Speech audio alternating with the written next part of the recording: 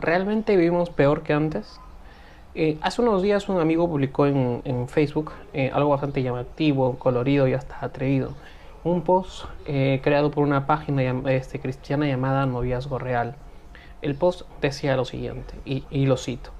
Decía, bienvenidos al siglo XXI, ese era el título.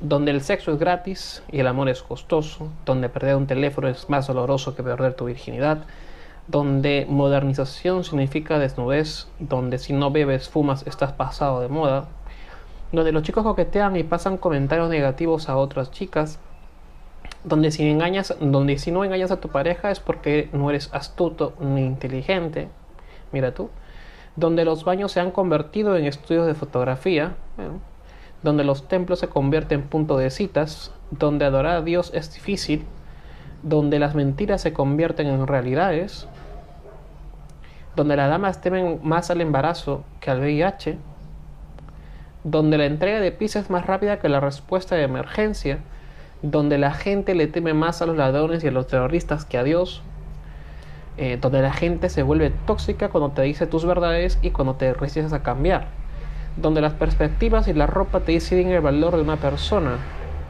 Curioso, que habría que ver cómo visten los pastores de la iglesia. Donde el dinero es más importante que la familia y los amigos, donde los niños están listos para dejar a sus familias por su amor de momento, niños y amor de momento, mira tú. Donde los chicos tienen miedo al matrimonio, pero les encanta tener relaciones sexuales. Donde el amor es un juego. Quien juega con la mente siempre obtiene la felicidad y quien juega con el corazón siempre se lastima. Esto sentenciaba la página web Noviazgo Real, perdón, el fanpage Noviazgo Real, una página que se nota que es cristiana, ¿no? Pero independientemente del contenido sesgado, ejemplos forzados, con la mente seguro de ser llamativo y hasta ser llamado por alguno de sus seguidores de manera muy profana, un llamado a la conciencia, entendí pues que hay muchas personas que creen que realmente estamos viviendo un siglo y una generación aberrante, descarriada, cruel e inconsciente, y que en el Vox Populi se suele decir que antes se vivía mejor, o que todo tiempo pasado fue mejor, o que antes no había ni selfies ni memes. Pero esto es verdad, realmente vivimos peor que antes. Cuando tú le preguntas a una persona, la más cercana, la que tú quieras, la más cercana posible, oye, ¿tú crees que antes se vivía mejor? Lo más probable es que esta persona diga sí. Hay una probabilidad de me parece 70-80% que la persona te diga que sí, que antes realmente se vivía mejor. Pero es una percepción individual, más no es una percepción grupal, ni una percepción social, ni mucho menos mundial. Pero hablemos rápidamente del recuerdo. Cómo es que nuestro cerebro recuerda los eventos sucedidos y si finalmente el recuerdo es un dato objetivo o subjetivo. El recuerdo tiene su lugar en la memoria, obviamente. Y esta tiene su lugar, la memoria quiero decir, en una parte específica del cerebro. Según el proceso de consideración de la memoria del MIT, los recuerdos a corto y largo plazo se generan de manera simultánea y se almacenan respectivamente en dos partes, en el hipocampo y en la corteza prefrontal, y en la amígdala cerebral también. Pero, ¿cómo se implantan los recuerdos en la memoria? Según un estudio de neurociencia para docentes realizados en Montevideo, Uruguay, el recuerdo y la memoria se refuerzan por tres factores. Es importante conocer esto. 1. Por el significado afectivo que tiene para nosotros. Mientras más intensa sea la emoción asociada, sea esta buena o mala, mayor sería la probabilidad de recordarla, ¿no? 2. A mayor cantidad de sentidos involucrados en un mayor recuerdo. Si más sentidos se involucran en un suceso, en una parte, en una situación, mayor será la posibilidad de que lo recuerdes. Y 3.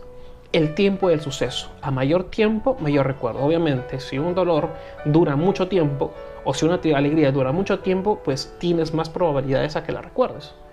Entonces, tenemos tres cosas para recordar algo. Que por el significado afectivo que este tiene, sea este bueno o malo, o sea, la situación emocional que te involucra, a mayor cantidad de sentidos involucrados en el instante de recuerdo, y por parte número 3, el tiempo que dura esa situación emocional es la que refuerza todavía más el recuerdo. Como se puede notar, el acuerdo tiene una relación implícita entre la memoria y la emoción, o las emociones o los sentimientos. Y las emociones pocas veces serán objetivas, y ya que no todas tenemos las mismas emociones frente a un mismo hecho o un mismo suceso. Friedrich Nietzsche no hay hechos, solo interpretaciones. Eso quiere decir que ante una realidad nosotros podríamos tener múltiples emociones, diferentes emociones frente a un mismo hecho. El recuerdo y la memoria es un hecho subjetivo, pero es una interpretación finalmente, una interpretación que hace uno de manera personal. Recuerden también que nuestros cerebros están estructurados para prestar más atención a lo negativo, a lo que representa algún peligro, que a lo positivo. Nuestra amígdala cerebral, parte del cerebro llamado cerebro primitivo, se desarrolló en la sabana África Oriental hace más de 5.000 años para asegurar que la información conectada con posibles peligros fuera procesada y recordada con mucha más prioridad que la información vinculada a la seguridad y a las oportunidades. Esto quiere decir, y por algunos científicos lo han dicho, por algunas personas lo dicen, que nosotros somos personas netamente pesimistas. Tendemos a ver lo peor. Entonces, concluimos entonces que la memoria pues no es objetiva, es algo subjetivo y que somos netamente pesimistas y podamos recordar justamente lo malo, ¿sí? Entonces, ¿realmente vivimos peor que antes? La manera más objetiva de medir una realidad, nos guste o no, es a través de números y estadísticas. Ellos dan una realidad objetiva, con cierto porcentaje de error, claro, como cualquier estadística, pero no tanto como la que puede tener un recuerdo emocional, una memoria emocional. El 30 de diciembre del año 2016, El País de España publicó un artículo bastante aclaratorio y controvertido llamado de la siguiente forma: 13 razones por las que vivimos mejor que nuestros abuelos. Y les cuento lo que dice parte de esta página. Las mujeres en los parlamentos en ese país pasó del 97, un 11%, al 2015 a 22%. La esperanza de vida en los años 50 era 48. En el 2015 pasó a 71. Homofobia, el 54% de la gente era homofóbica en España en los años 80 y en el 2016 esto se redujo pues al 8%. Y estos son datos locales españoles obviamente, pero también el mismo año el BBC Mundo sacó un artículo llamado ¿En verdad estamos peor que antes? ¿O estamos viviendo un mundo peor que nunca antes? En ese artículo nos dan ciertos datos más interesantes todavía, como la sentencia que hace el canadiense Steven Pinker, y cito: la violencia ha descendido por miles de años y ahora podemos estar viviendo en la era más pacífica de nuestra existencia como especie. Pinker indica los siguientes datos a tener en cuenta. De acuerdo con diferentes fuentes, a principios del siglo XX, la expectativa global de vida era de 38 años. En la actualidad se calcula que en 70. Algo parecido ocurre con la mortalidad infantil. Nuevamente, Pinker trata de la mortalidad infantil. En los años 1900, en el siglo XVIII era 19,5%. Ahora se calcula que globalmente es 3,69%.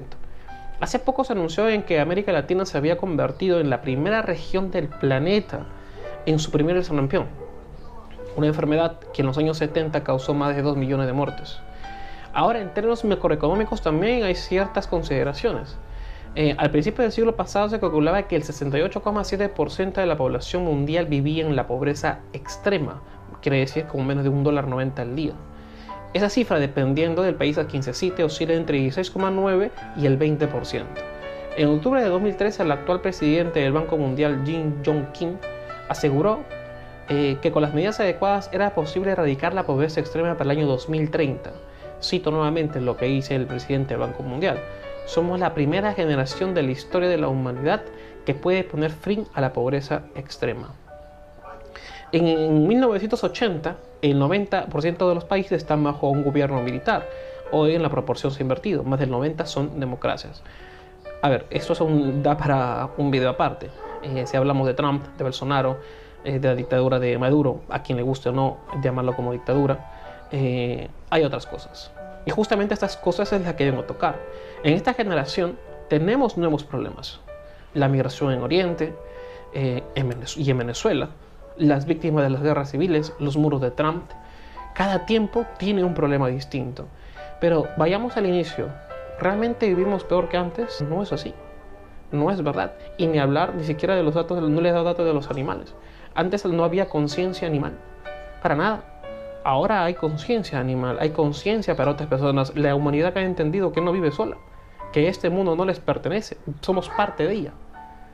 Esa conciencia ha ocurrido a través de los años. Entonces, ¿vivimos peor que antes? Pues no. ¿Tenemos nuevos problemas? Sí, pero no vivimos peor que antes. ¿Tenemos por qué hincharnos el pecho y sacar y decir estamos mejor? Tampoco. Pero tampoco podemos sentenciar que estamos peor que antes. Tenemos nuevos retos, tenemos nuevos problemas. Entonces, ¿por qué la percepción de que antes se vivía mejor?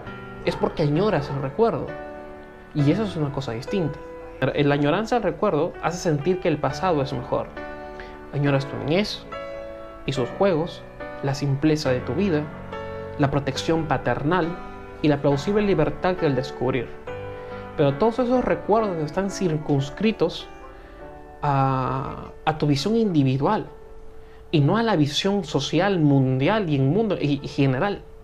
Luego creces y te es posible contemplar la epifanía de que no estás solo en este mundo, de que no estás solo aquí.